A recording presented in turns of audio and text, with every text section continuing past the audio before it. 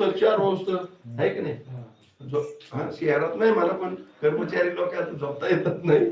पण जास्तीत जास्त ग्रामीण भागात शेतकरी वर्ग म्हणलं की उन्हाळ्यात काय करतो आहे की नाही, आळस.